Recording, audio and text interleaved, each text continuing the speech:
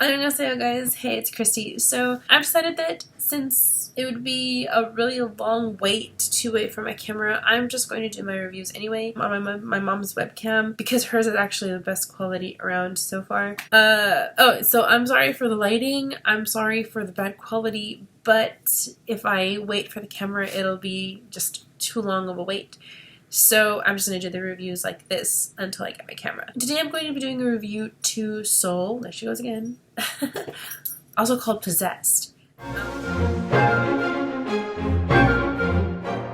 The story is about two girls, Yoon Hana and Yoon Duna.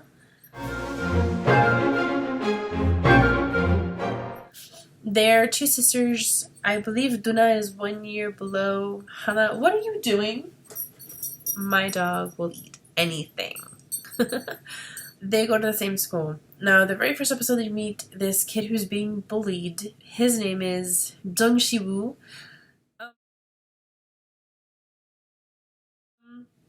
He's being bullied because he's different.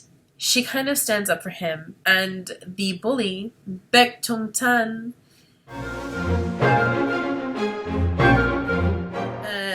decides he's going to target her instead. There's this girl who commits suicide, and she commits suicide at the school because of this dude, Jung-chan. Hana starts seeing her around after she commits suicide. Or she doesn't say anything about it, but she follows her spirit around, and her spirit leads her to a diary. No, to a phone. And it turns out that this jerk raped the girl and she was pregnant, and she jumped because of this. Once that is brought to light, the spirit just kind of leaves, you know? In order to shut Hana up, Jun-tang kidnaps her sister. Now, there's this serial killer who is killing high school girls, and they don't know who it is, and so their mom, Hana and Duna's mom, I'm sorry about that, guys, they're cutting the grass right outside, tell them not to idle around outside after dark, go straight to school, come right back, not make it easy for somebody to take them and kill them. Duna is walking home from school and she gets kidnapped by Jin-tang. He takes her back to the school, sends a message from Duna's phone to Hana to come to the school because she's there, and if she wants to see her again, she needs to get there. So she goes to the school, and the room is on fire. Now, Hana has a history with fire. Her kindergarten class was in the classroom in the school, and it caught fire, and she couldn't help them. She got pinned by a board that was on fire, and it landed on her legs, and so she's got a burn on her leg. Her sister dies in that room. She starts seeing her, and then she starts seeing these little kids everywhere. And she doesn't know it, but they're the kindergarten kids who were killed in that fire when she was younger. And so she freaks out. She has these panic attacks because she keeps seeing these people, so they take her to a psychiatrist. Hye-Won.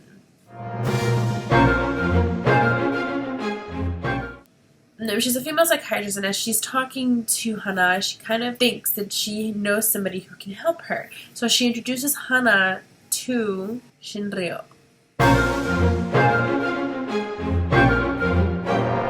He is a different kind of psychiatrist. He's like a hypnotherapist kind of, and so he puts her under, he hypnotizes her. And he tells her that she has nothing to be afraid of. That whenever she feels or whenever she sees these people, she can just run down to this room that she's created in her mind and lock the door, and she's safe in there. Nobody can come in unless she lets them in. And this helps a little bit. But what else he notices is that she's also being possessed by these spirits, just all of these spirits. He works with the police department, the same killer that the mom was warning the girls about. He's doing a profile, you know, he's profiling this killer. They find him thanks to the clues, but he is not getting the proper punishment for what he did. So his game plan changes after he finds out that she can be possessed by these people. He uses her to give this man, the serial killer, the punishment he deserves. He ends up killing himself. When you look at the videotape, that's exactly what it looks like. He's using her, like he's letting the possessed spirit in. In this case, it's his latest victim, the killer's latest victim. She, you know, basically kills him, but he looks like he killed himself. He starts using her for this. And it's not just this one incident, he does it several times with several different people. When she finds out, she kind of freaks out because he's been using her body to kill. The spirit who's protecting her is her sister. But her sister is so angry because of how she died that she uses Hana's body to lash out at people. He's got this horrible past. He's always been like a very kind person. And when he was in high school, he invited some kids over to his house. Well, they murdered his family. All his family. His mom, his dad, and his sister. His little sister. He's always kind of blamed himself for it. He doesn't really know how to let go. To me, it's almost like he's been waiting for the right person to come along to help him exact his revenge. It just so happens that Dong-tung's dad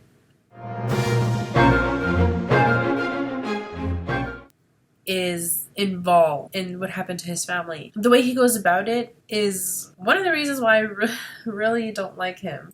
He's a very good person. He's just misguided in his attempts to right the world, I guess. So the female therapist, Hye-Won, is in love with Ryu. And the little kid that Hana saved, Shiwoo, is in love with Hana. And when he notices that she's being possessed and he notices that like she's covered in blood and something horrible has happened. Because before Ryu finds out that she's actually being possessed, it happens to her on a number of occasions. Her sister kind of takes over. And whenever she sees like a guy who's remotely suspicious, she kills them. And so when Shiwoo finds out, because I think he follows her, he finds out that she's being possessed, he takes care of her. He destroys the evidence because he's in love with her. And she kind of, she learns to appreciate him whenever, like when she goes back to school, he's kind of there and her constant. He's her anchor. At least I don't think she sees that, but she is. He is her anchor. The only thing that I really wasn't all that impressed with was the beginning and the end.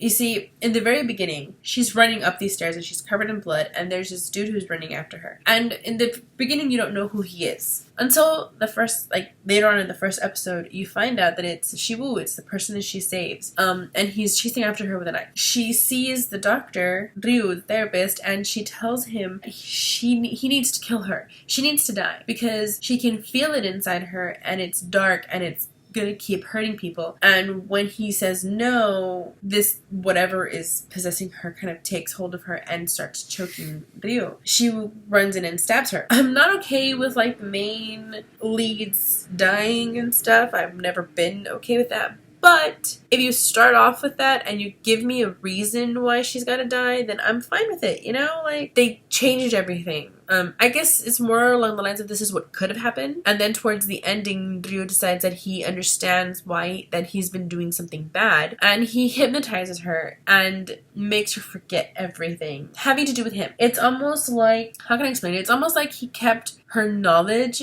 of the ghosts and understanding that these things can't hurt her unless she lets them. And so she still sees them, but she doesn't freak out. And she doesn't know who he is at all. And he's kind of hoping that it'll stay that way because he's afraid that he'll be tempted to use this gift that she has to keep doing what he was doing, and he doesn't want that. So when they meet again, she's riding her bike and I think she's delivering flowers. He's pleasantly surprised to know that whatever he did to her, the hypnosis takes, and she doesn't know who he is. But that's pretty much how it ends. It's very interesting. It was very different for me. It's very creepy. It's so freaking horrifically creepy. It's wonderful. There's a scene in One Man Loves, which I will get to the review later. But there's a scene when Tae-sung's deciding what he wants to see because he invites Mido over to watch a movie, and he's trying to decide what he wants to watch, and he's pulling out these different DVDs, and one of them he puts into the DVD player, and it's the scene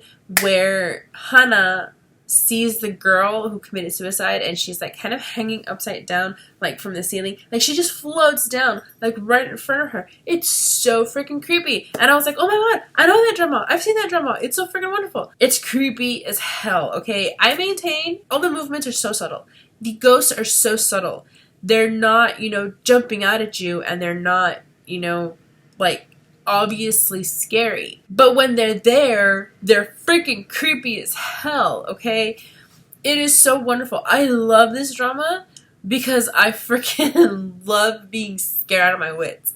I love it. I think it's wonderful. It's such an adrenaline rush, and I love horror stuff. I was so pleasantly surprised. This was so wonderful. I love all the ghosts, all the horror stuff, the action when she's possessed. It's so, I don't know, it's what's lacking in American horror movies now. Okay, the jump scares are just not doing it, guys. Hollywood, please take note. The actors are really, really awesome. The only reason that I watched this drama is because of Yoon, who is Yeon, and I saw her in Dream High 2. I think this is the only other thing that she's done besides movies. I haven't seen any Korean movies. I've only been concentrating on the dramas, but it was so freaking wonderful. I loved it. I loved her. It's a different take from Yeon in Dream High 2. She's not the same. It's a very different character. It's wonderful to see her be so diverse. She's scary as hell as the ghost. I think the story was wonderful. I like how the main lead, because Ryu is the main lead, I like how he like de-evolves, I guess. There's Sophie. He like changes. He goes from being a good person to being bad.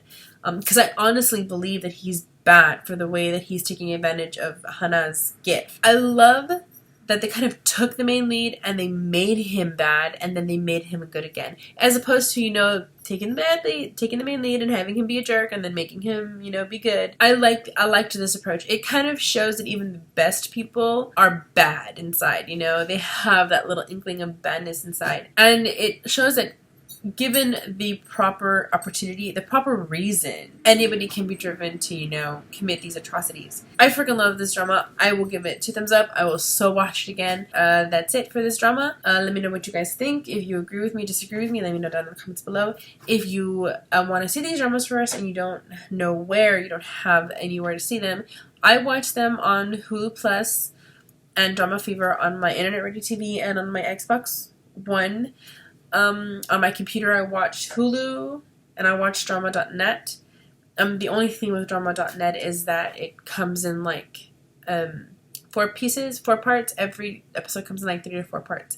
And after the first part, you kind of have to hit play again. So it gets a little tedious, but it is high quality and it is good. And it is free. Yeah, guys, that is it. I will catch you later on K-Drama Mondays. Be safe. Bye. Oh, no! I have to tell you what I'm going to watch next. So next I'm going to be doing a review to Blade Man. And after that, I'll be doing a review to Boys Over Flowers because it was recommended.